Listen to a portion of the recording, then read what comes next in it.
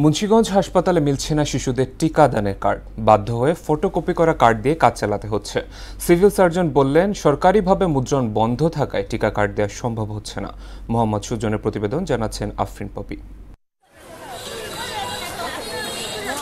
Munshiganj general হাসপাতালের টিকা কেন্দ্রের তথ্য অনুযায়ী 15 থেকে 49 বছর বয়সী কিশোরী ও মহিলাদের টিকা কার্ড থাকলেও 0 থেকে 15 মাস বয়সী শিশুদের ইপিআই টিকা কার্ডের সংকট প্রকট।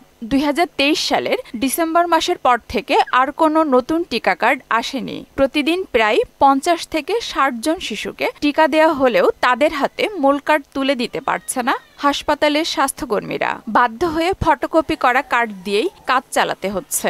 টিকা কার্ডটা তখন বাচ্চাদের স্কুলে ভর্তি করানো হয় না। জন্ম তারিখটা জানার জন্য এবং তাদের বয়সটা নির্ধারণের জন্য টিকা কার্ডটা অত্যন্ত গুরুত্বপূর্ণ। পার্মানেন্ট একটা টিকা কার্ড লাগবে। যে বর্তমানে যে ফটোকপিটা দেয়, এই ফটোকপিটা কিন্তু চলবে না। হসপিটাল থেকে সেই টিকা কার্ডটা অরিজিনাল ছিল, কিন্তু এখন দেওয়া হয় ফটোকপি। টিকা কার্ড যেখান থেকে প্রোভাইড করা হয় ওখান থেকে আমরা খুব তাড়াতাড়ি টিকা কার্ডটা এখানে প্রোভাইড করার জন্য সরকারের কাছে বিনীত অনুরোধ জানাচ্ছি। বর্তমানে টিকার কার্ড সংকট রয়েছে জানিয়ে হাসপাতাল কর্তৃপক্ষ বলছে, প্রায় 1.5 বছর ধরে ফটোকপি কার্ড দিয়ে কাজ চলছে। 24 সাল থেকেই আমাদের টিকার কার্ডের সংকট। তারপরে আমরা কিছু বাচ্চাদের ফটোকপি করে দিচ্ছি, আবার কিছু মহিলা কার্ডও লিখে দিতেছি।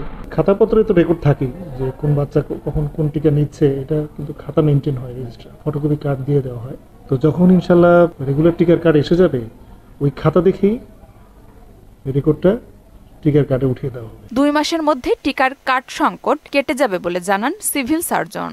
আমরা এটা চাহিদা দিয়েছি, কিন্তু অনিবার্য কারণে ওপি বন্ধ হয়ে যাওয়ার কারণে মূলত আমরা কার্ড পাইনি।